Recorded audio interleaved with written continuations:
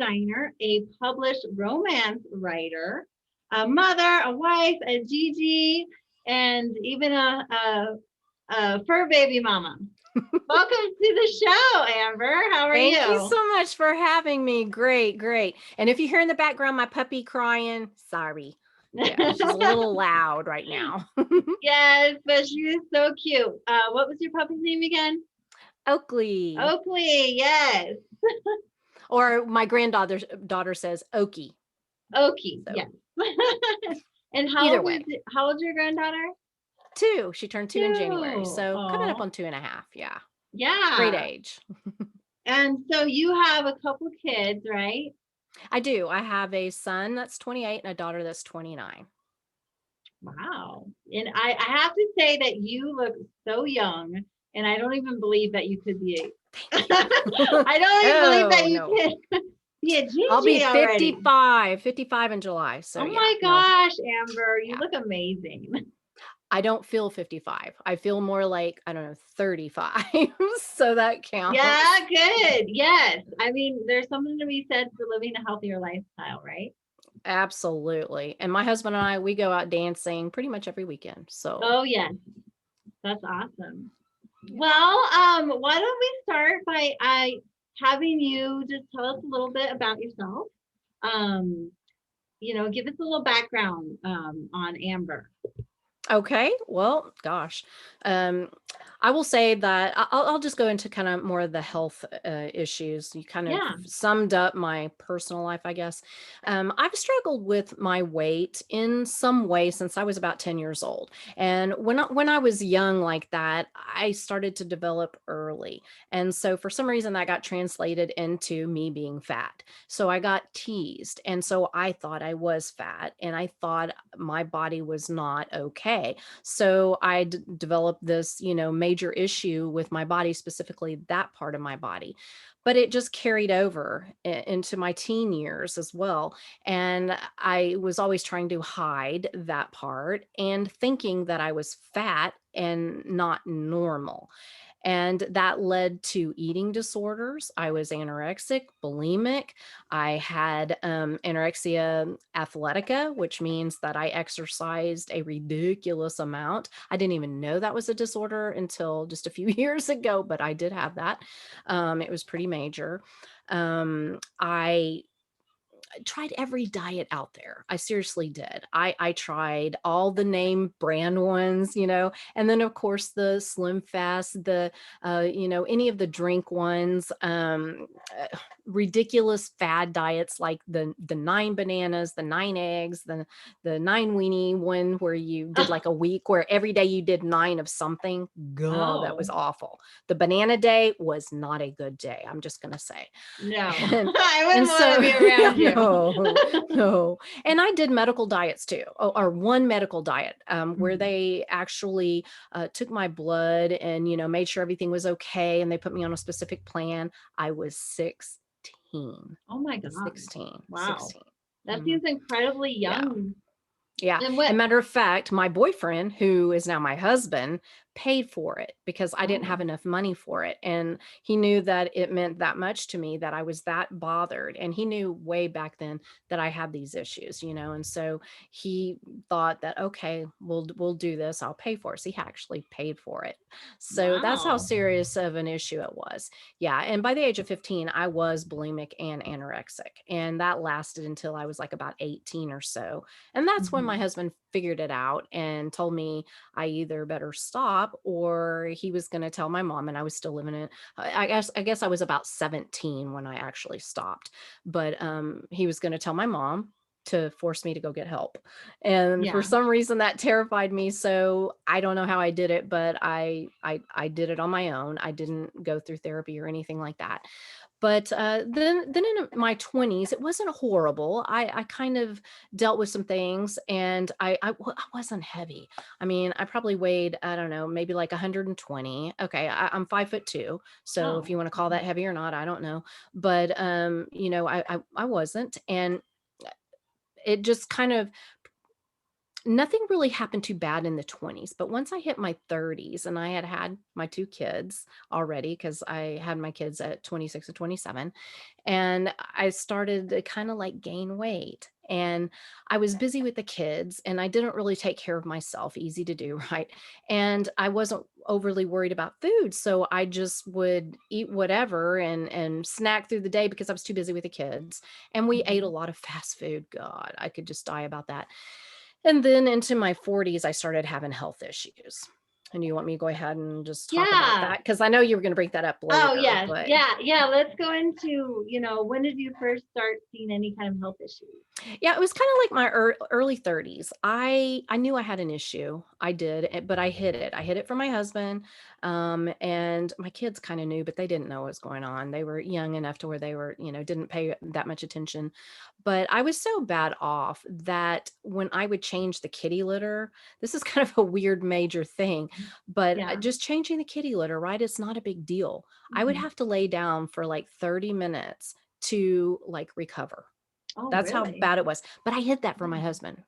That it was crazy how I was able to do that. If I walked upstairs, my chest felt like it was and so I would have to hide it, and so I'm, like, barely trying to breathe, like, and I'm about to die, and I'm like, "Oh god, please go somewhere so I can, like, gasp some breaths or something." But so I knew it, and I even did a dumb thing, or I think it's dumb now, taking baby aspirin Mhm. because I thought I was gonna have a heart attack, but I wouldn't go to the doctor Oh. because I didn't wanna know. I didn't want to be confronted with the fact that I was having issues because I was fat. Because at that point, I weighed probably about 240 pounds. Again, I'm 5'2", Yeah. and it was embarrassing and humiliating, and I didn't want a doctor to look at me in the face and say, "You're having these issues because you're fat and you can't control yourself." That kind of thing. Because I had struggled with issues and, for most of my life. And so I had no choice at one point. I had gone to the doctor and it was for something really minor, and I never went to the doctor. So when I went in and they do the typical blood pressure Mhm. check, and the nurse's eyes got kind of big, and she said, "I'm going to need you to lay back and relax and be really calm." And I was like, yeah, right. You tell me that. And she leaves the room. And next thing you know, the doctor comes in, more nurses, assistants. They come in, they're wheeling in an EKG machine. They're hooking me up, and they were giving me medication and told me if I didn't get my blood pressure down in 30 minutes, they were admitting me to the hospital because I was right on the verge of like, full out stroke kind of numbers. And so that scared me. That scared me Wow. bad. So I had no choice but to confront it. And I had to go see a cardiologist and do the stress tests, all that kind of mess. I was put on 4 different medications. I call them 4 because one of them had a diuretic, so really it's 3 plus a diuretic, but I say Mhm. 4. And then after that, one thing after another started happening with my health. I found out I was pre-diabetic. I had rosacea, horrible, horrible. I looked like Rudolph, all my face through here. It was hideous looking. And then I also had Raynaud syndrome. Mhm. And it's where my fingers turn white and my toes actually started to turn white too because of the circulation was cut off. And it's thought to be related to an autoimmune issue. Yeah. So I had that going on. It was extremely uncomfortable because it felt like every time I got really cold, my fingers turned really white.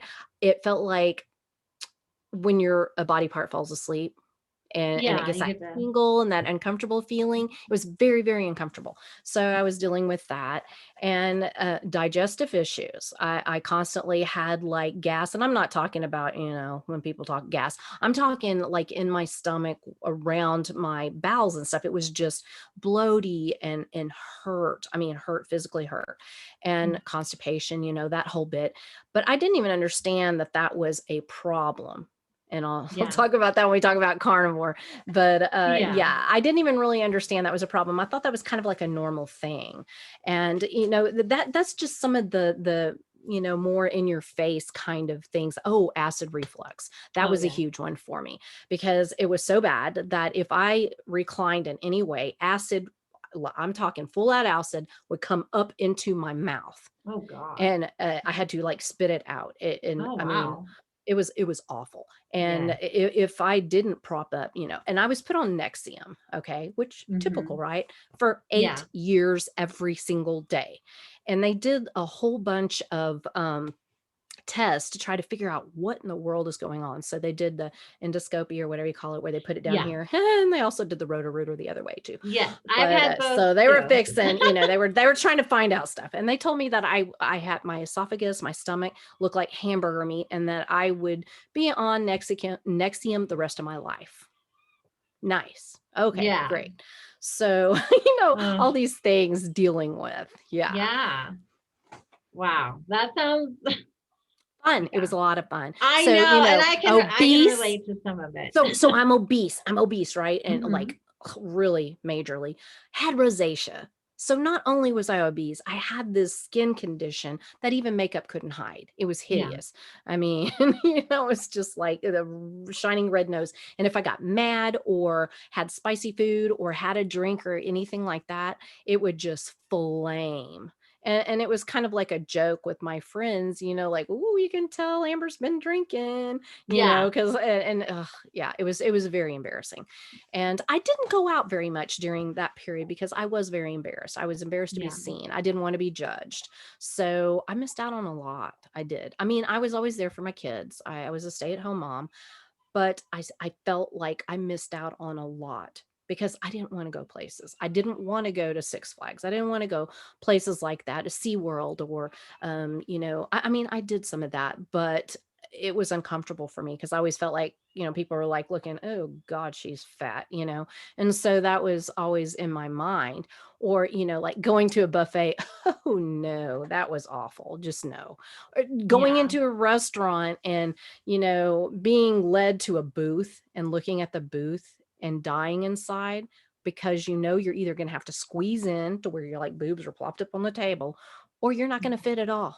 Yeah, that was totally humiliating. So, there was a good 20 years of my life that were, if I could do a redo, if I knew then what I know now. I know, wow. Right? That's what I tell everyone too, If we knew then what we know now, maybe we wouldn't have suffered for so long. Exactly. Yes. And that's why I do what I do, because I don't want anybody to have to go through what I did to figure out how to get to where I am now, So well, and let's talk about that. Let's talk about now what was, you say you had all these digestive issues, all of these just, issues, these health issues that were really causing your way of life, you're comfortable, you weren't comfortable in life, basically. You couldn't do the things you wanted to do.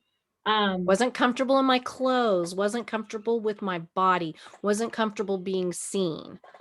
Yeah. And that's really hard, because now that I understand what a social kind of person I am. Well, and how I love to be around people and talk. Good gosh, you can't shut me up sometimes, because I just like to talk, right? Yeah. And then to think that I didn't do that.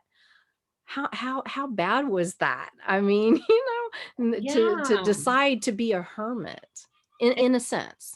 Yeah, I mean, it's like you're just this bright shining light. Anyone that sees you on your social media or knows you knows that thank you. I think that a few years ago when I first saw you, I thought, wow, that lady is just full of light. I just want to be around her. Well, now you should have seen me then. Yes, now. I would say now. You know what? I didn't even mention this, and I think this is important, and I don't think we talk about this enough, is the mental health aspect. Yes. Because I was depressed. Oh my God, I was depressed. Not clinically depressed, emotionally depressed. And, some people get a little, edgy about that when you're not, because it wasn't a chemical imbalance. It was emotional depression. Yes. Because I detested what I saw in the mirror. I can't even tell you how many years I didn't look in a mirror. I mean, other than like hurry up, brush my hair, pull it back in a band, and then hurry up and get away from the mirror. And not ever did I look in the mirror with my naked body. like there, I made sure that my head was turned, my eyes were whatever, hurry up, jump in the shower. So, I didn't have to look, and had my towel on before I even got out of the shower. And to myself. And the sad thing is, if I couldn't even do that with myself, do you think my husband saw? No. Well, that's what I was going to ask you. No. How did that affect your relationship with your husband? Because he's been through it all with me pretty much. Yeah. Right. I mean, we grew up together, if you want to say that. He understands. And there's some other past, I guess, if you want to say, kind of trauma in a way, that, and he knows about that. So he understands. It bothers him greatly, and it hurts him. And I'll be honest, I still have an issue. Because it's some things I'm still working through. I'm much better, don't get me wrong. Yeah. But I don't feel comfortable in my naked self, if you want to say that. It's like I still feel the need to cover, and I mean, I'm much better. Don't get me wrong, but it was very sad for him, because to him, yeah, I mean, he likes the way I am now, and thinner than I was, of course. I mean, I'm not gonna lie, but he never made a differentiation, if that makes sense. I mean, he still treated me the same in a sense. And, regardless of what I look like, he was still, whatever. But it did affect that part, quite a bit. But in my head, I mean, it's a very mental, emotional thing. And like I said, I still working through it. I mean, I'm to the point where I can look at myself in the mirror and I can go, okay, maybe I'm not where I want to be. This whole pandemic thing, whatever you want to call it, has added a lot of stress, and my cortisol super high. So I have put on some pounds. But I look at the mirror and I'm like, okay, yeah, that's not where I want to be. I need to lose a few pounds. But you know what? I understand my body now. I get it. I don't hate you anymore. I don't hate you. I can't say I love you. But I can say I respect you. I get it. I know what you're doing, and I'm talking to my body. And so there's like this way you got to work through. But anyway, that emotional mental part is every bit as damaging as the physical health stuff. And that plagued me. God, I mean, the physical stuff, I'm good to go, but the mental stuff is still there, still a little bit there. Yeah. Yeah, and I think that takes a long time. It does. It does. It does. It definitely does. And that's what I deal with, believe it or not, more often than the actual food part when it comes to my coaching. Yeah. I coach about, the emotional, the mental, those kind of things, because people, that's where they need the help. A diet's not that hard. Read a book. But I know, it's hard to. And as I'm just starting out my coaching career, and I'm finding that what that where we need to start really is not even the food, not the exercise. It's really, we need to start with, why are we doing this, and go from the mindset. Oh, the mindset is everything. Yeah. Oh, because you're not going to be able to stick to a diet, if that's what you want to call it. I don't like to say the word diet. I know. But we have to put labels on things, I guess. But I mean, really think of it, as you're fueling your body with what it needs, you're giving it, you're giving it these nutrients so it can thrive. There's a big difference, And I never really understood that, honestly, because for me, it was always aesthetics. It was always about being judged, fitting into the size 0 pants, weighing 100 pounds, whatever. And it was never about health. I could have given two poos about that. Did not care. Didn't, the whole health aspect, didn't care. But until I had bad health, then you kind of care. But until that point, whatever, put me on any diet. I don't really care how bad it is for my body. I have to have this fat off. And so, always about the outside. And that's really sad, because when you figure out what real health feels like, When you haven't been healthy, and most of us, let's face it, are not, 88% of us are not, and that's very sad. Yeah. But when you do, you come out on the other side, you're like, whoa, Yeah. this is living. This is quality of life. This is what we should all feel, because I would never, ever want what I went through on wish that on any person. I don't care how much I dislike that person. I would never want them to go through what I went through. Yeah. And, and to be healthy, because we know most of us are not healthy. They may not be diagnosed yet. Yeah. But eventually it's going to happen. And it, and often, I mean, most people go undiagnosed, especially with digestive issues. I can never get a diagnosis, but I was suffering for years, and I was trying all these different things, eating all these vegetables. I was eating mostly vegetables and then some meat, and, and I felt good for a few years, and then all of a sudden it got way worse. It got so bad. I definitely it's understand like the vegetables were making it worse for me. Yeah, and we'll talk about that. Yeah, we'll talk about that. So, well, let's take a journey, I guess. And so you weren't feeling well. You were having all these health issues. So, what was the first step? Like, how did you? I guess I should also mention that for me, losing weight was never ever an issue. I had crazy willpower. Doesn't matter. Put me on a diet. Bam, I could do it. I was miserable. I was hangry all the time, but get out of my way, because I was going to meet my goal every single time I did. So I lost 80 to 100 pounds 4 times in my life, 4 times. And we're not even counting all the times that I lost 20, 30, 40, 50, even 60 pounds. That's nothing. That's a piece of cake. That's just not even worth mentioning, really. But yeah, so I tried every diet out there, and I'm not even kidding you when I say that. And then, as we're talking to progression, I was this close to giving up, just giving up and accepting that I was going to die early, like my grandmother in my mid 50s, and, be obese and just extremely unhealthy, because I tried everything. And yes, I met my goal. Yeah. Okay. Big deal. And some health issues would get better, but then I'd turn around and gain it all back, because I could not sustain that way of eating. Couldn't do it.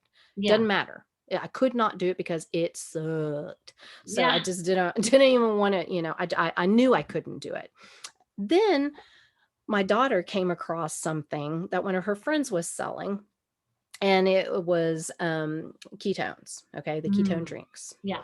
And I didn't even know what a ketone was. I didn't know what ketosis was. I didn't know what ketogenic diet. I'd never heard it. And all these years that I've been dieting, never heard that word.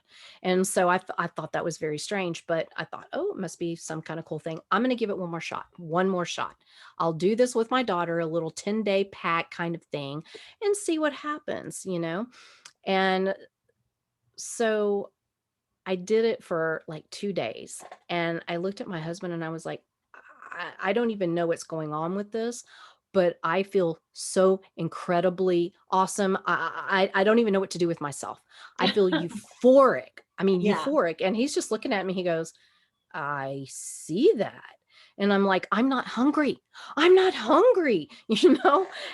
I was one that actually abused the over-the-counter appetite suppressant things. And when I was doing that back in the 80s and 90s, it was allowed, that phenol, whatever that stuff was, that is off the market now. I did that. And I also did laxatives. I forgot to tell you about that. But I did all of that mess.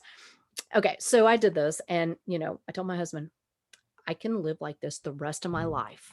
Where has this been? Oh my gosh. And so I started digging into it, and I was like, what is this thing?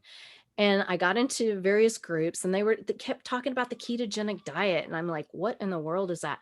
So I started reading up on it, and I'm like, why did I not ever hear this? I mean, I've heard Atkins, low carb, whatever, but that was always like, yeah, right. Like I can give up my bananas and my stuff like that. No way. My bread, no. And my pasta, rice, and all that good stuff. Right. And so I just never really paid attention to those kind of diets. And the more digging I did, the more I was like, oh my gosh, you mean my body can do this on its own and make me feel as good as this product does? What? And Mm-hmm. so I began the journey of working my way towards a ketogenic diet, because I didn't realize it, but I was already kind of going low carb anyway, because I weeded out all your typical stuff that you shouldn't have. Mm-hmm. And then I just had to, kind of work my way down, and I started feeling better and better. And my rosacea got way better. Then I got off three of my blood pressure, well, I guess two of my blood pressure medications. One was lowered, but it still had the diuretic. So I was really only on one, if you want to say, Mm-hmm. when I transitioned later. But like I said, my rosacea cleared a lot, but it wasn't all the way gone. My acid reflux, gone, gone. I got off the Nexium that I had taken every day for 8 years, over 8 years, and it was just gone. And I had a little bit of a transition there trying to get off the medication. So I would drink like some apple cider vinegar and water to Mm-hmm. kind of help with the stomach acid. And so that I was able to, weed off that. The Raynaud's got better, but I didn't even understand that part. And my digestion got better. So I thought, this is the way it's supposed to feel. Okay, cool. This is awesome. Yeah. So, all this wonderful stuff. I did it for 2 years, and I have never been so happy. And so I lost 80 pounds again. So from my heaviest, I literally lost half of me.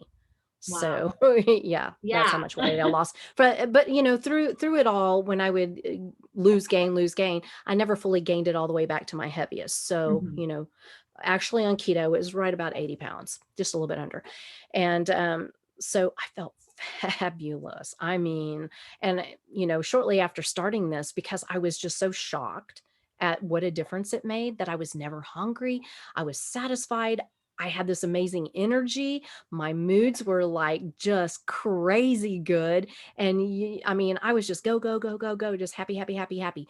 And, my husband's like, what in the world, you know, because I've done various things and thought I was being all healthy, and I did really well, and I would work out a lot and all that. And I seemed real healthy and I was happy, but this was different. This was absolutely different. Even he was like, whoa, so I just felt fabulous. And I started, wanting to tell other people, because I didn't understand why I didn't know. It was shocking to me. Somebody who spent their whole life doing this, how did I not know about that? Why was it so hidden?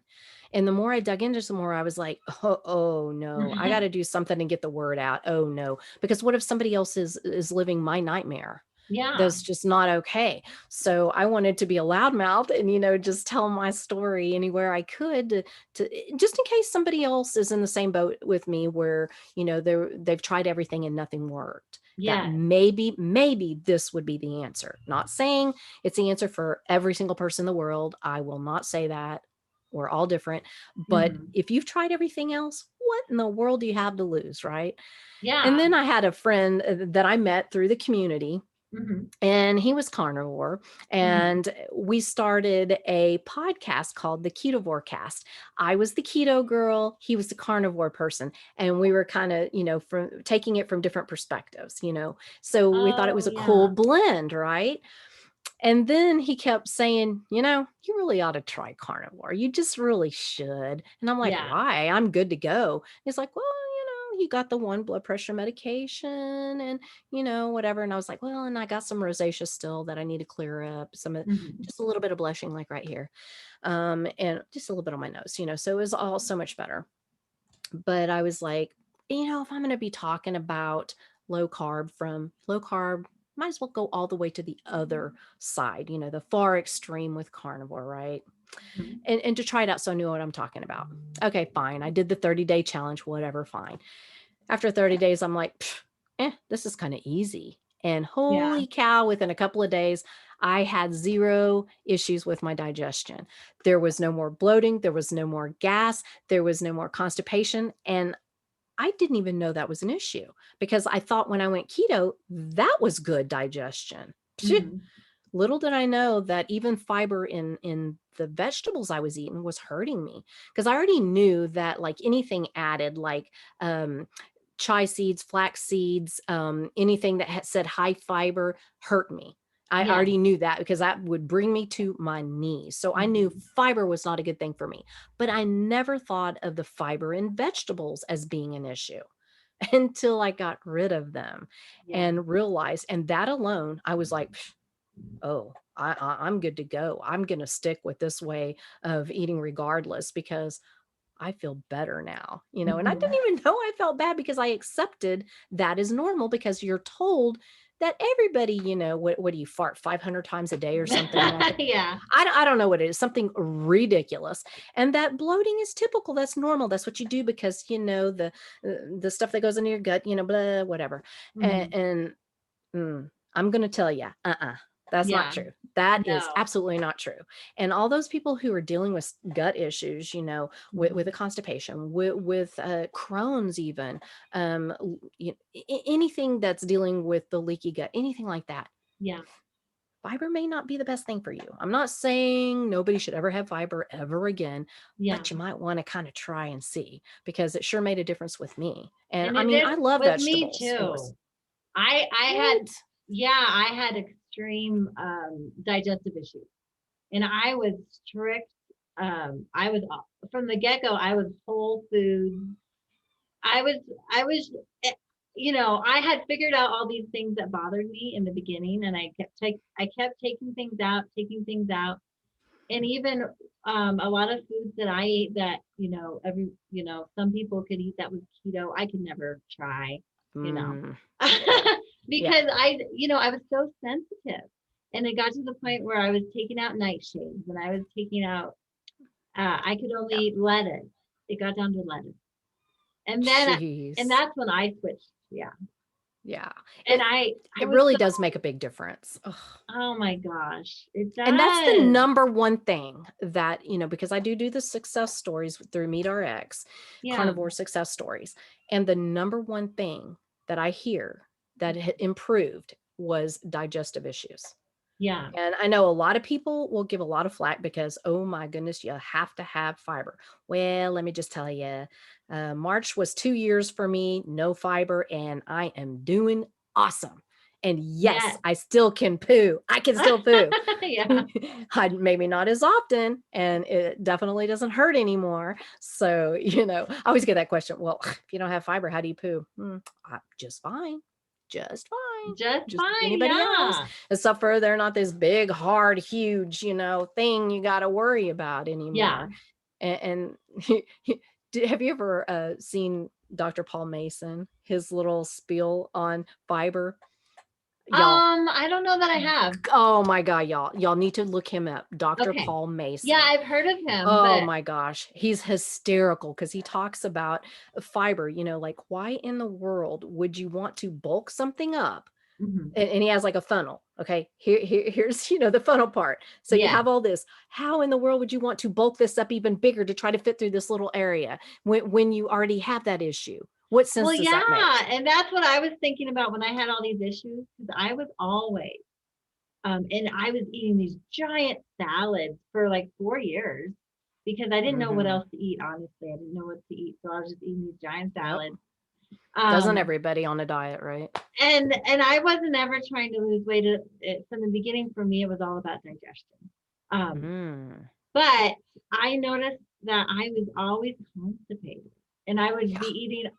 And I started to make the connection later. I was like, I think it's all this fiber. I think it does the opposite to me. It doesn't make me go. It makes me not. Oh yeah. Oh yeah. Let me tell you. And people don't believe that. They don't want to believe that. And you will talk to dietitians and doctors and they're like, you have to have fiber. Yeah. Oh, really? Says who? Because I'm functioning pretty darn well. Thank you. And there have been people who have helped, their diverticulitis, their Crohn's, IBS, all these issues that has made a huge improvement. Yeah. And I actually had a guy on my podcast who had an ileostomy. Oh, wow. Yeah. Right at the bottom of the small intestines, that's where he's connected. He doesn't have his large intestines. So he gets to see everything dumped into a bag that would have gone into large intestines. And he broke down everything. And I found this fascinating, but I love science and I like the gross stuff. Yes, I'll admit, I love it too. I I'll love admit it it. too. I'm bad in bugs and all that. I love all that. Anyway, whatever. Yeah. But he told me that he tried different things. When he would eat any kind of plants, Mhm. it would come out like if a cow chewed, cud or whatever, and it would come out and it's like all, fibery, whatever. Yeah. That's what would dump. And sometimes, a lot of times, it would clog up his the opening, and it Mhm. was not comfortable getting rid of that. Oh yeah. And when he would eat just meat, he didn't have that Mhm. issue. And the rawer the meat, he actually sometimes eats raw because it digests so nicely that Yeah. pretty much nothing. It's just juice that that would have dumped into your large intestines. But if it's like barbecue where it's got a burnt top Oh yeah. or it's well done meat, there would be a few little pieces. That's it. So there Yeah. is no way that meat rots in your gut because it's digested before it ever gets to the large intestine to be able to Yeah. rot. You know what rots? Plants rot. I Yes. mean, I'm not saying don't eat your plants, don't eat your vegetable. I'm not saying that. If it works for you, that's all great. But, don't be fooled by the meat rots in your gut and plants don't. And No. I've heard Dr. Ken Berry talk a lot about that too. Absolutely. Yeah. He's Well, seen the bags too. yes, I exactly. think he's probably had to change them, Oh, no kidding. It's just fascinating to me. And, the more I learn, and plus with my own experience and, Yeah. research and talking to other people, it's like, And okay, there you go. I consume some plants here and there, but now I'm not trying to consume plants more. It's like texture, like I Yeah. might have a little something here or there. A little But variety. I have yeah, no get desire it. anymore. And I'm not really sure what that is. And my husband said it's because your mental game is really strong. And Yeah. I'm like, no, I think really that because I don't eat it, I don't any longer matter of fact, the smell of cooking vegetables, it gags me. My husband still wants it here and there for Yeah. variety, same reason what you're kind of saying. And Yeah. color, whatever. He can't just eat just meat. It just does not make him happy at all. That's He how wants my a little bit of husband, variety. yeah. And so I will cook vegetables for him, but it stinks. God. And I walk Yeah. back in the house and it smells like a fart or I something. think I mean, it's just awful. the worst two are the broccoli and the cauliflower. Oh, yeah. And that's what we mainly have, and we mainly Okay. had. And they're throwing some asparagus and a Yeah. few other things. But for the most part, that's what we ate too. Yeah. And that stinks. And I Golly. think my list now, and I had to actually, I did carnivore, just for a year because I was trying to deal these digestive issues. And when I did want to start adding a few vegetables, I had to start with fermented and cooked. I couldn't even digest. And that's what I'll say. That's what I tell anyone, if you are going to add them, just do it very slow, especially if Yeah. you have a history of digestion issues. Absolutely. And you don't know which one it is that's really bothering you because there's Yeah. other things in plants that can be irritating to somebody that can cause, just digestional what issues. Yeah. And what I say, and probably the same thing with you, is after you kind of do an elimination diet, or at least Mm-hmm. look at the carnivore that way, because I think that's an excellent way to find out what's bothering you. So go Yeah. 30. I prefer 60 days, but if 30 is your thing, that's fine. And then after those 30 days, then take a week and add back in one thing. Don't change Mm-hmm. anything else. And that one thing, and really focus and see what you feel like. And you might be surprised, And then the next week, if that all goes well, then add something else, but gradually do it. But give your body enough time to be able to evaluate, is that really going to work for me or not? And that goes for dairy too. Some people have a lot of issues with that as well. But Yeah. And definitely. I think, like you said, you'll be surprised what happens because I tried, and now I know the effects of the food had on my body is I think I had like some root vegetables like beets. I'll never catch a beet again. After what happened, I went home, every joint in my body hurt all over. And I was like, what is going on? And all my joints were swollen. And I was not expecting that. I was like, I had like one little beet. I had one little beet. Wow. Yeah. Wow, wow, wow. Yeah. Have you ever done a CGM experiment? No, I haven't. I want to. Oh, girl, try it. It is fascinating because as much as you think you know about your body, Mhm. surprise. And especially after you've been on carnivore and done it for a while, it's an interesting thing to see. I learned a lot and I tested a few things, but there was a lot of things I just didn't care. I just didn't want to. I kind Yeah. of wanted to try like oatmeal because I used to eat it every single day, Oh gosh. along with a banana Yeah. and a whole wheat. Low calorie, low fat, whatever piece of toast, horrible, like Mhm. 45 calorie bread. It tastes like cardboard, right? Oh, gosh, and yeah. and I would have that with the oatmeal and some berries and a few other things like that. That was all healthy, heart healthy, healthy, Yeah. healthy. Of And course, I, heart I was healthy. like, I wonder how bad that would jack my glucose because that's something I never tested when I did it because I thought it was healthy. Why Yeah. would I test it? But I had no desire to. I'm like, I've never eaten it again. So what's the point? Why? I know that Yeah. that's going to jack my, And then blood your glucose body up, has to right? recover. Yeah. Yeah. And I was like, I just don't care enough. But what I did try, and it's the only thing that I kind of sort of want every once in a blue moon, is a baked potato, like 2 bites, literally 2 bites from the inside of a baked potato with nothing on it. I don't Yeah. want butter, sour cream, just the inside of the potato, just a few bites. Mhm. Weird. I don't know why, just every once in a blue moon. So I thought, let me just see what a potato does. So I ate my steak because this is what I would normally do. So I ate my steak and then I ate the potato after. And Mhm. I tried to eat most of the potato. I couldn't. I could only eat like maybe a fourth of the potato. I didn't eat the Mhm. skin either. But it had very little effect on my blood glucose. And I was like, cool. That was awesome. And I tried a banana because that's something I ate every single day. I Mhm. had at least one banana. It was like my favorite thing. And that did spike my glucose more so than obviously my meat and stuff like that. But Yeah. it wasn't horrible. I mean, it Oh, was up there. It didn't meet that where the cutoff point of 140. They uh-huh. don't really want anything to go above that.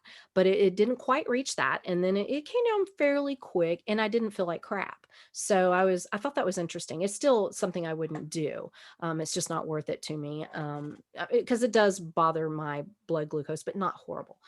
Then, the controversy surrounding honey, right? Oh gosh. Yeah. Right. Okay. I had Oh to. yeah, Now honey. yeah, it's just It's so something I great for would you. never eat again. Mhm. Right. Oh, yeah. Well, I had that every day too, because for Mhm. lunch on the same bread that I had with my oatmeal, I had one slice and I would toast it and then I would mix peanut butter with honey and I would Mhm. smear it on the bread. And I'm talking about that, because it's healthy, right? Oh Honey my and peanut butter, gosh. healthy, right? Healthy. So I thought, I'm going to go for honey. Okay, fine. So I was going to do 2 tablespoons. I couldn't do it. I could barely Oh gag down gosh. one. It was That sounds so like a sweet lot. and it just, ugh. And so for the Yeah. experiment, so I did that. It spiked the crap out of my blood glucose. It went up Oh. above the 140, real sharp spike. And then it went kabam, really low, way low. And I felt horrible. I Yeah. felt dizzy. I felt nauseous. And I was like, I never want to eat that crap again, ever. For those who Yeah. can and love it, hey, you go, you have that, honey. But I'm gonna tell you what, I'm not touching it again. That made me feel like crap. But that was Yeah. the only issue I had. And the weird thing is, I have to tell you about this one. This is one of my favorite places we go to eat pretty much every weekend. They have a dessert there called the chocolate flourless torte. Okay, so Mm. it doesn't have flour or anything, but it doesn't have the sugar. It has chocolate and it has heavy whipping cream. That's pretty much the main things in there. And I thought, I'm going to just try this just to see. I'm just curious, like if maybe I wanted it for my birthday or something. And it barely moved my blood glucose, just a little Oh bit more than really? like meat or something. And I'm like, what? Oh Get my out of gosh. here. Yeah. And so it's not very sweet. It's very dark chocolate, very, very dark. Mhm. And it a lot of people who are really into like milk chocolate probably wouldn't like it because it's Yeah. got that bitter sweet taste. And I always And like that's what the I dark. like. I like the Oh, dark. me too, me too. I could almost eat a totally unsweet bar like the baking chocolate. Almost Yeah. could do it. I know. Not I quite, actually got almost. down to where I bought one of those one time and I tried to eat it, but I couldn't do it. It Oh, was too. oh my gosh. When I was a teenager, this is hysterical. do you know those great big huge bars? I don't know if they're like a pound. They're like this big of the Hershey's, Oh, right? yeah. They had a Hershey Special Dark. And I love, even when I was a kid, I loved the dark chocolate. I would fight you for the dark chocolate. Mm-hmm. And I did fight for it. Most Yeah. people didn't want that. They like the milk chocolate. And I'm like, Yeah. not even chocolate, that's wax. Why? And so I ate that whole pound of Oh my God. dark chocolate. Oh, And I geez. was sick. Oh, Oh yeah. God, I was sick. I was I gonna felt say. I felt like my head was spinning and I was nauseous because all that caffeine, can you imagine? In the chocolate and all? Oh my goodness. Yeah, Because I and mean, I ate the whole thing. I did have a dark chocolate addiction for a while. And this is when this is probably a year ago. And I broke it, using carnivore. Um, but I I always had to have my dark chocolate, and I didn't realize that it had caffeine in it. And I was like, Oh why yeah. was it keeping me up at night? And I would have my dark chocolate Mm. right before bed. Oh yeah. Let me just tell you, And I didn't caffeine. realize I that, don't do well on you know, caffeine anyway. And I ate that mhm. whole bar, I mean, it's this big. And it was Wow. like that thing. I ate it all. Oh my God. In like an hour. I can't even believe I did. Now I'm just like gagging. I couldn't do it. But like I couldn't even finish that torte. And I wanted to for the experiment. I actually tried to eat it all. I couldn't. It was too Yeah. rich. I'm just not used to the sweet anymore, and I Well, don't really want yeah. it. Isn't So that yeah. interesting? It is very, yeah. Did you ever have issues with like blood sugar regulation, or addiction to sugar? Oh God, yeah. Before I started keto, you bet. I would rather have chocolate than anything. Like Yeah. sometimes we would go out to eat and I would just have the chocolate dessert for an appetizer. Oh my And I gosh. may or may not have eaten any like meat or anything because I Yeah. would rather have that. So, oh yeah. I mean, I had a major sugar addiction, but it was more like a chocolate. I wasn't into like just sugar, like just, Yeah. the sugared candies and the nerds and all that stuff. Like my daughter, oh, that's what she liked. Give me Uh-huh. chocolate. I just wanted chocolate. And Yeah. yeah, I was majorly addicted to that. And I was very addicted to carbs, period. Mhm. Bread was the other thing. I mean, chocolate and bread. That's if I could pick two foods and not, have my health deteriorate, I would have probably picked those. Well, even if my Yeah. health deteriораted, I think I would be all right. So long as it didn't make me fat, right? I didn't even care about my health. I would have just had that. But yeah, no, I majorly major. Keto pretty much broke me of that. I mean, like I said, I had a really strong willpower. So when I would go on a diet, I didn't do that. Mhm. I wouldn't allow myself to do that because I was that. I don't know if you, I know a lot of people don't like you to use the word OCD because it kind of takes away from the people who have like severe, Yeah. but, Yeah. Like it's that debilitating. kind of, yeah. But I would, you know, be so focused that even if I wanted it horribly, I would not give in because I wouldn't allow myself. And even, other people be like, it's just one bite. Whatever. No. Oh, no, no. And like my husband knew not to even mess with me because he knew there's no way. But then I would go home and I'd cry. I would cry because I Oh, wanted it so bad. But I wouldn't wow. allow myself to do it, just wouldn't do it. So that was, I guess, my saving grace in a way, because it could have been a lot worse, I suppose. But Yeah. yeah, so, definitely major sugar addiction. So I get it. That's why I feel the I guess you'd say empathy Mhm. with those who struggle with that because I did too. But the thing is, there's hope. There's absolute hope because Yeah. me, if I can do it, girlfriend here ate a pound of dark chocolate, okay, Yeah. in an hour, okay, Oh my and gosh. right, and if I can do it, so can other people. Yeah. And it's not really hard if you can just give yourself that little bit of time to just power through it because yeah, in the beginning you're going to have willpower, you're going to have to really focus and just get your mind straight. But then once you allow, like you said, the blood sugar regulation, your Mhm. hormones are more steady, it gets easy. It just gets easy because you're satisfied. Your mood is so good, and you're in the brain fog. You don't have this, crazy going on. And I'm going to tell you what, I really honestly believe that if you can get your hormones regulated, and by eating low carb, keto, whatever, how far you have to go, we could achieve world peace. I'm just saying. Yes. Because everyone can have that keto carnivore zen. Yeah, because that's exactly what it is. It's this feeling like, you're happy. So, I have no need to go on anybody's page and call them names and say, goofy stuff. I'm not saying some stuff I'm coming across lately and I'm going, oh God, but these other people who are so emotionally, just, I don't even know. I mean, I just look at them now and I'm like, what is wrong? They need some fat. Yeah, you need a steak. Yeah. You need a steak, you need to get some good animal fat, something, please get some nutrition. Yeah. Because I totally believe that. I do. Yeah. We have been lied to for so long and told that we need to eat this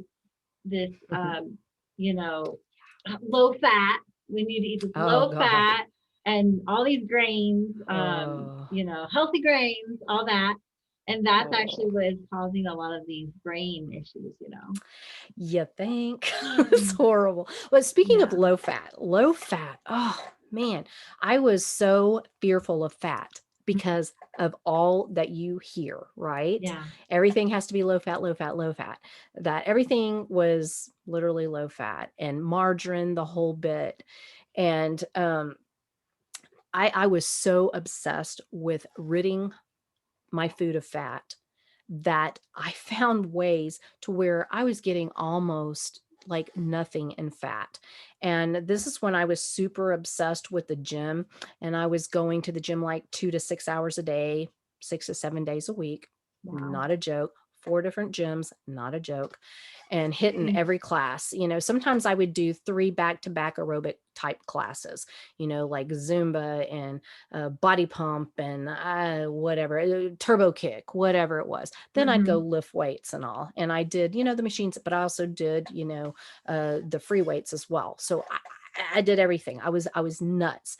And I had a personal trainer. Oh, wow. And she would have me log my food, and then she would go on the computer and see what my food was before I showed up for the session. And one day she kept telling me, you know what, you kind of need to eat a little more fat. You're not getting enough fat. And I'm like, are you kidding? I'm working hard to get that fat down. And I'm not kidding you. It was almost down to zero as you could possibly get. Wow. The zero carb, you're not 100% zero carb, right? But I was dang near zero fat. It was that bad.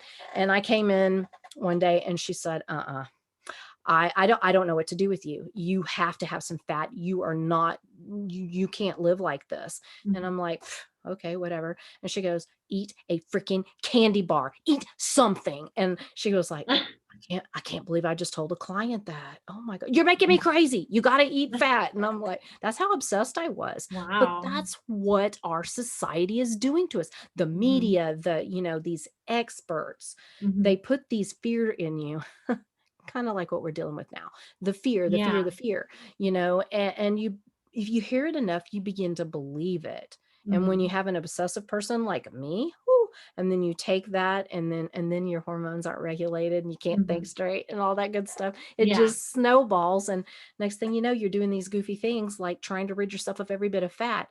And now that I understand the importance of fat, I'm like, oh, wow. No wonder my hair fell out. Wow. No wonder my skin looked like an old lady's because it was all scaly and, dry. And wow. Yeah. No wonder I didn't have energy. We need fat.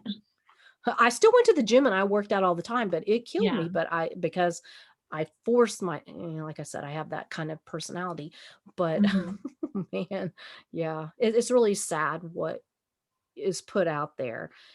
Yeah, I guess that's why I'm such a loudmouth now about, this way of eating. And again, I'm not saying everybody has to do this. I mean, if you're happy with the way you're eating, you have energy, your moods are great, your hormones are balanced, you go for it, Yeah, you know, I know, but you but know, if not, if your mental health though, and a lot of people don't even realize, that they have poor mental health. But if you're not, your brain is not clear and you're not full of ideas and you're not, I'm not saying everyone has to be happy all the time, but you should well, be, yeah, you yeah, should be yeah, having lust you for should, life. yeah. I mean, Exactly. I mean, everybody has a bad day. I mean, yeah, stuff happens, but I just think that some of the things that we've been dealing with lately, uh, all of us is what I'm saying. yeah, Um, if I was in a place like I was, 20 years ago, oh, oh,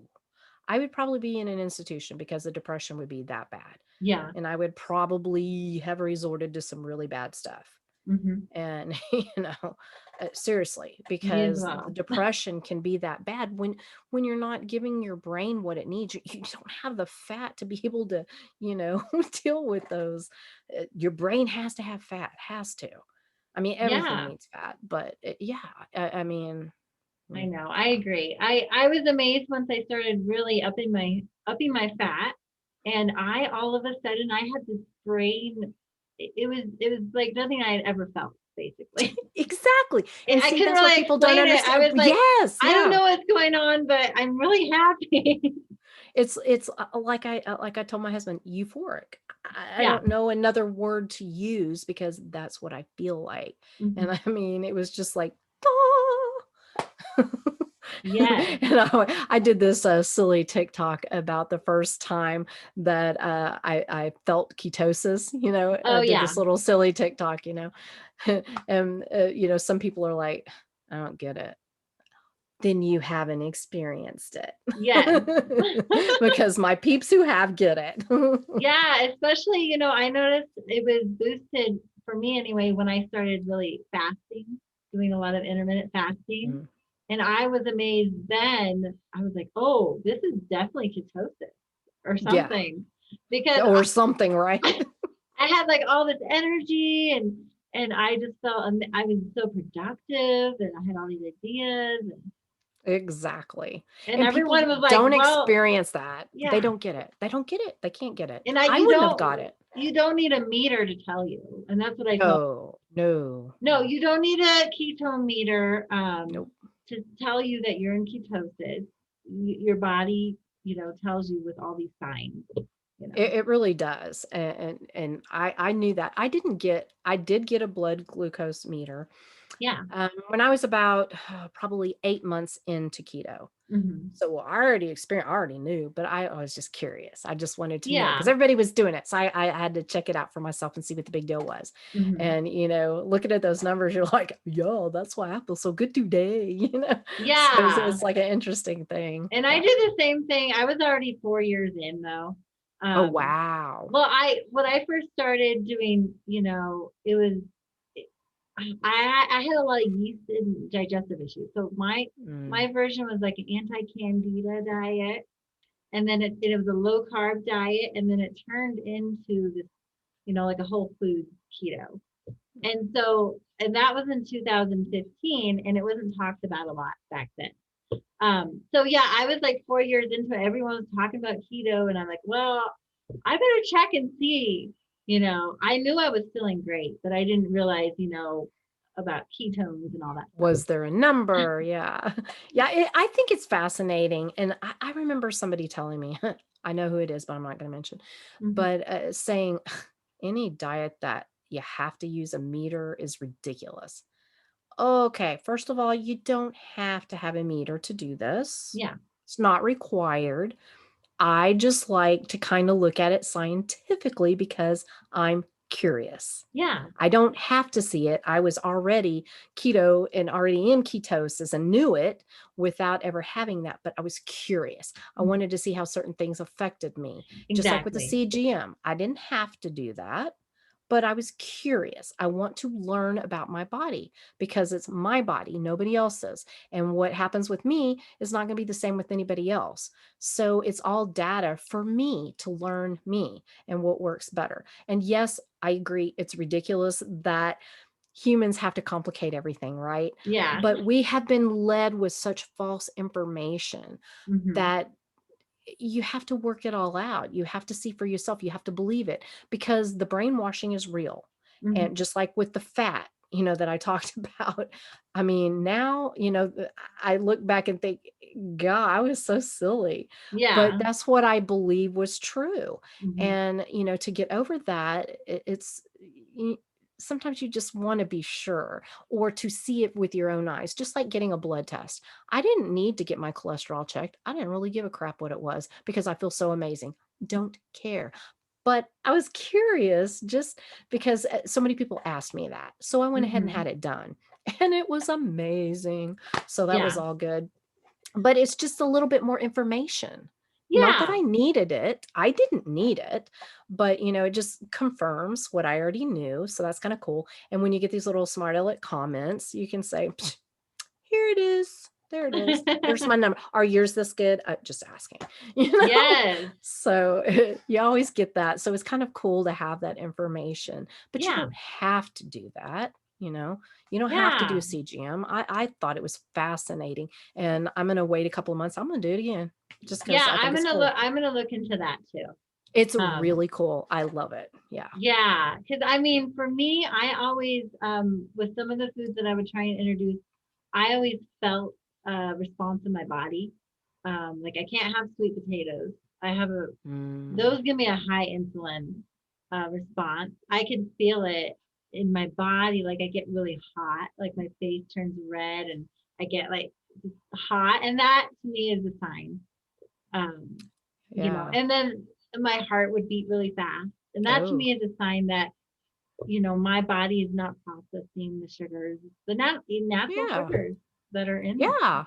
there. Well, that's just the thing. Everybody's a little bit different. And you can't just say, okay, everybody has to be on this diet. This is what Yeah. you do. This is how you're supposed to eat. Eat gobs of fruits and vegetables, and Mm-mm. don't be eating no red meat. No, that's not good for your heart.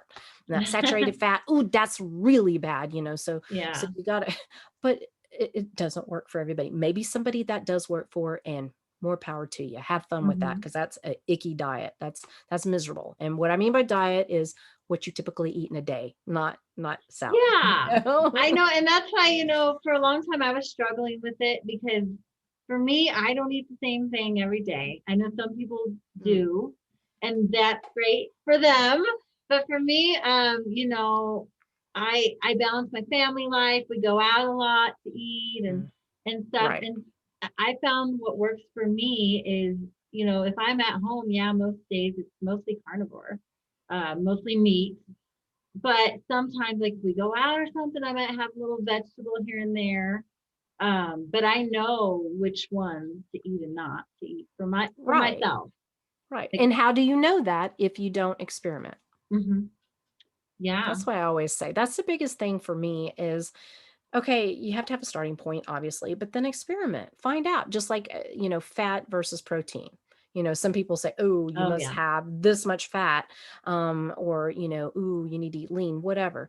Well, you're not in my body. You're not in my, you don't know my past. So how can you say what the right amount of fat is for me? Mm. Just like I couldn't say what's the right amount of fat for you. I can give you a starting place and see how you feel, and then And experiment. some people don't do well with too much fat. Like they get really Exactly. nauseous. I know my Exactly. husband, he doesn't do well, Yeah. with fat. He always gives me his fat, which What I'll the take it. fuck? I'll The weird thing take is his with fat. me is I'm not a really fond of fatty meat. Oh, I know, as a carnivore. What? But my Oh, no. favorite cut of meat is filet. It Oh, just yeah. is. That is what is palatable. I don't have any issue with fat. I And can I think digest that stuff. there's some Man, natural fat in that meat. there And is, I think but that just not a lot. But yeah, but you know what? You have to kind of eat like in a way that makes, work for you. yeah, and people who just chow down on the fat, well, no, that's not appealing to me, especially like the raw suet. No, Yeah, just and no. that's funny you say that because at first and it's because I saw a lot of other people doing it. And Uh-huh. so I tried it and I was forcing it. I was forcing myself and I Oh didn't, yeah. I would be gagging it. Mm-mm. and I was, yeah, it was hard. And then after a while, I was like, why am I doing this? I don't even Exactly. know. It's because If I your saw body somebody else. really needed it, don't you think it would like make you want it a little, or at least not gag when you're trying to eat it? Yeah. And the same with liver, for me. Hmm. Um, I can force myself to eat it, but it's not pleasant. Not pleasant. Don't like it. I've tried all Yeah. different forms. I've even eaten it raw. I've tried different types of liver.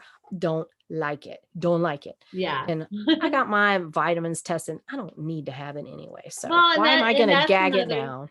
because I like it. But I find I haven't had it though for a while now because I did go through a period where I found I was craving it. Like Oh, I see, was I kept eating it waiting for raw that. and Mm-mm. I loved it, but now I don't feel the need.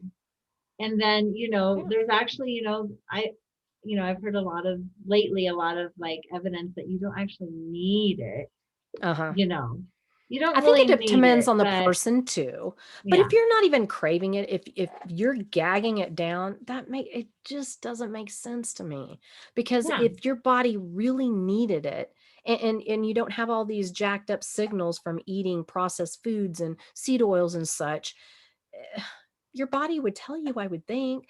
But I Yeah. mean, for me, and I'm so over the mental part of things. Yeah. I mean, my hands are all up in raw food all the time because I feed my dogs raw. So Yeah. I'm touching some nasty stuff. Okay. Yeah. So I am over it, just over all of that. So it doesn't even gross me out anymore. I could just, play with the brain, big deal. It just doesn't gross me out.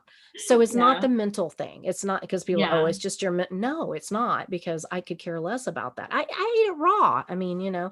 it doesn't get any more, intense than that really, but I don't like it. I Mhm. don't like it. So Yeah. And I don't think you should force anything, no, I really. agree. That's where I'm at. You I mean, know? if you want to eat it and it works for you, that's awesome. Yeah. I noticed zero difference in the way I felt. Um, didn't I kept hoping, well, maybe if I just try a little bit, I'll develop a taste and then I'll start craving it because, it's so good for you. You really need that as a carnivore. Hmm.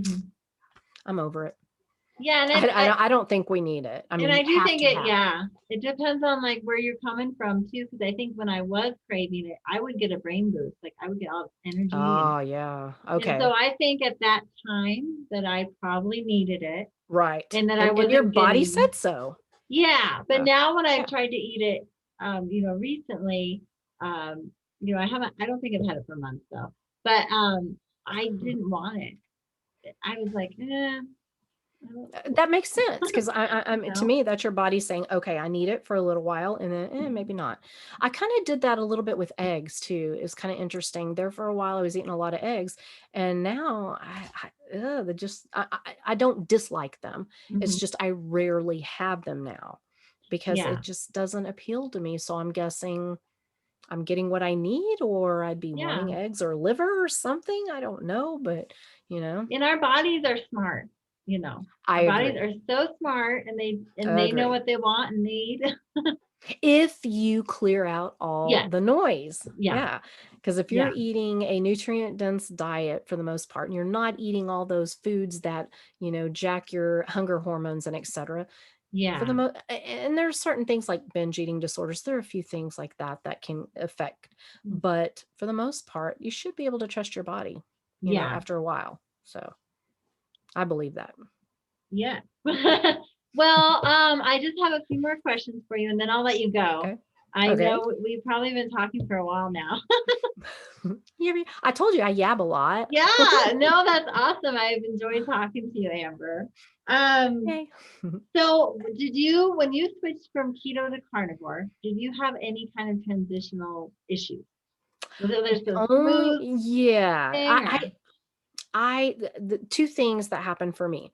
Number one, my appetite ramped up, which Mhm, I'll be honest, coming from, being obese and losing your weight and thinking you're going to keep it off the rest of your life kind of thing, it freaked me out because I was like, mhm, ooh, I don't want to eat more. Because when I was keto, I was doing OMAD. I did that for a year because I was never hungry. And so I was comfortable with that. That's what made me happy, whatever. Then I moved to carnivore and I'm like, why am I hungry? Now I eat twice a day. I still have to eat twice a day, after over 2 years of doing it. Yeah. So, but I understand it now. I get that why that happened. So that's all cool. And the other thing was I was fatigued. I was so used to being so jacked with energy on keto that when I went through the transitional part, it was a good, I don't know, 3 or 4 months. It wasn't horrible. It was just not the same as keto. And I was like, why the heck am I doing this then? Because I want to feel like this over here. Like I was feeling, I don't know about this. So I was a little iffy there for a while because I'm like, but I kept hearing people say, oh no, that's just normal. And I'm like, yeah, but I was keto 2 years. In the last year, I was very strict keto. I wasn't eating all the junk stuff, the keto foods or whatever, and doing all the desserts and the fat bombs and all that. I'd kind of whittled all that away.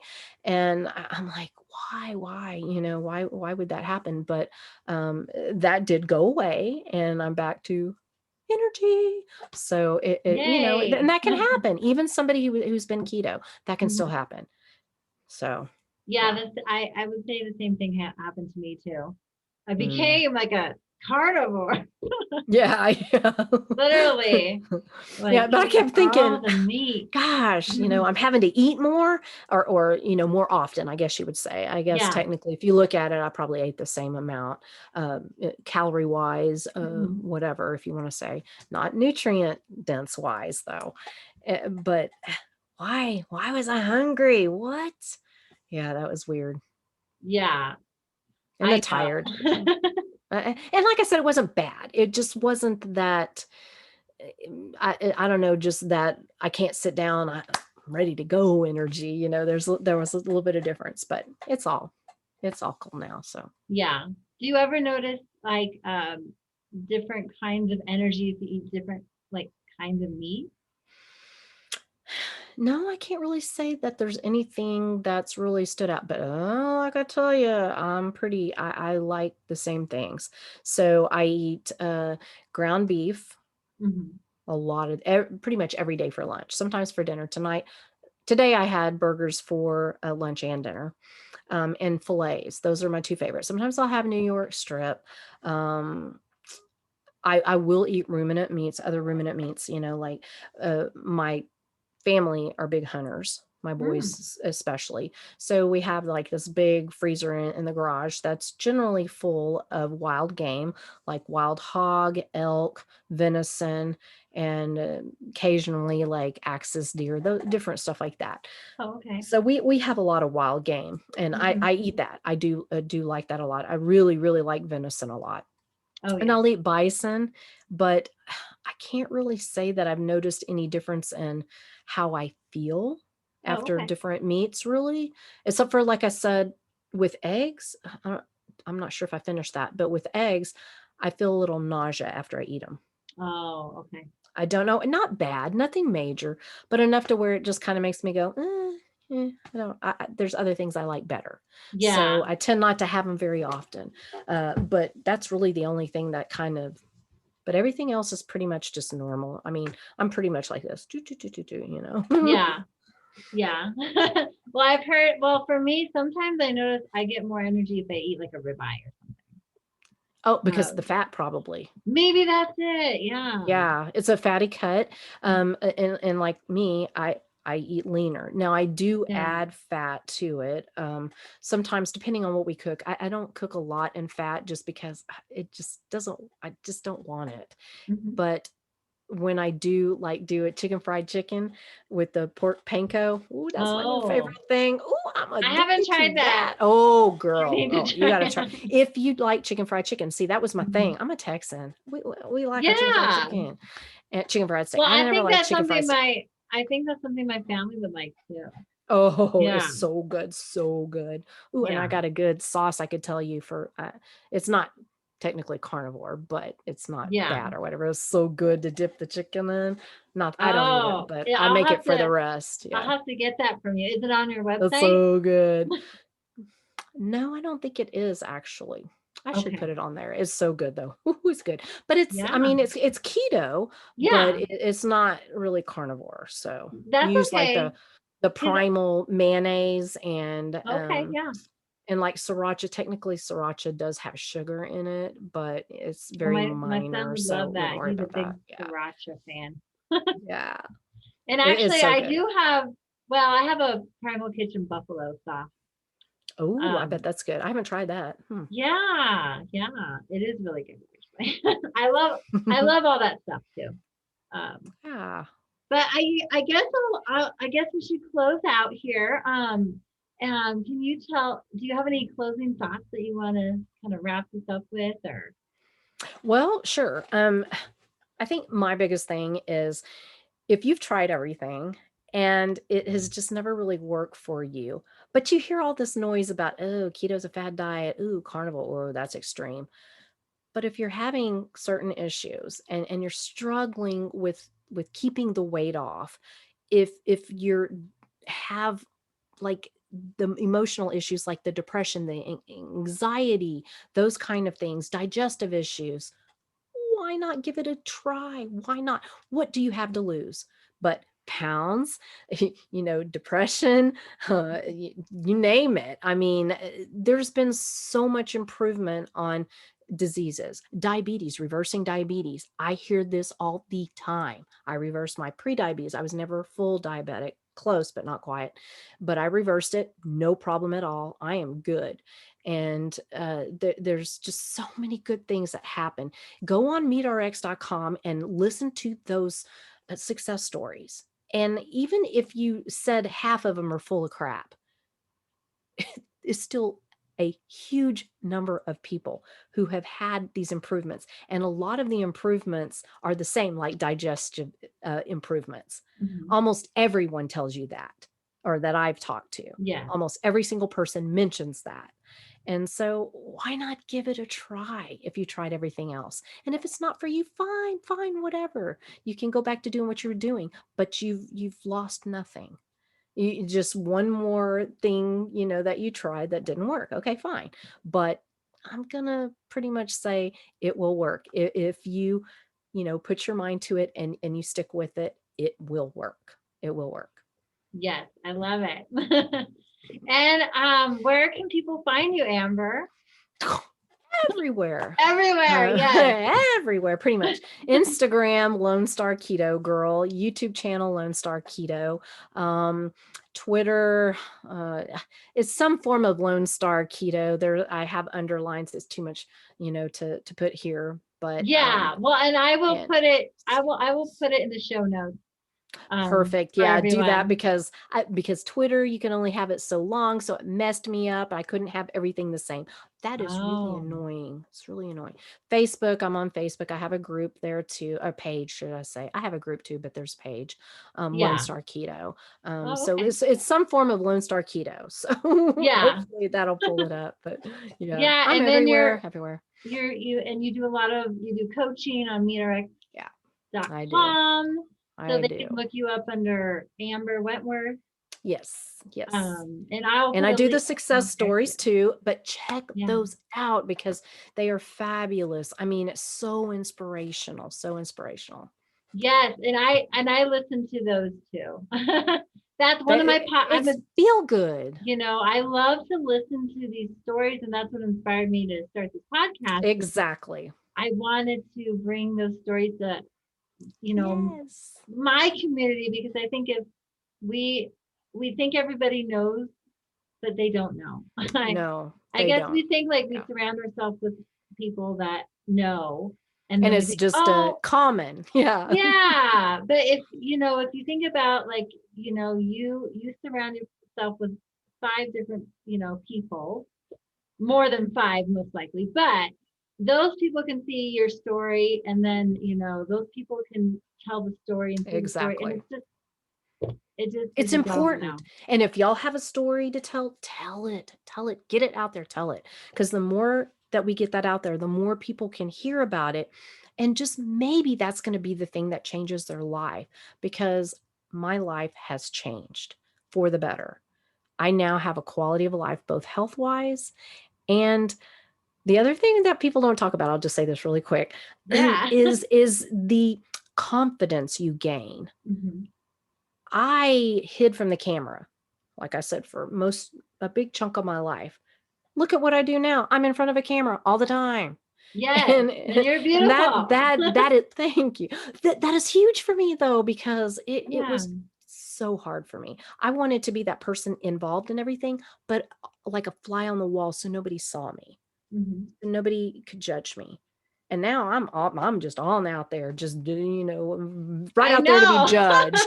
And that's huge. But I hear this a Yeah. lot. Is that when you free your mind of all of this, you're in better moods, your brain fog is gone, your hormones are balanced. Then you can work on that part of you that this is what I feel that my whole life has led me to Mhm. do. Yeah. And when you feel that, it is the most amazing feeling ever, because I always joked, I don't know what I want to be when I grow up. Mhm. Now I know. Yes. So Yes, it I feel only you. took me 50 years. I Only took feel me the 50 same years. way. So. Yes. Sometimes we just got to go through it, and it's hard, but we come out the It other is. side and then we can lead other people out too. Exactly. So tell your stories is the point. Tell your Yes, stories. tell your Very important. stories. Well, I loved chatting with you, Amber. I am going to let you go. Thank you so much for having me. It was a blast. Of course. And I'll see you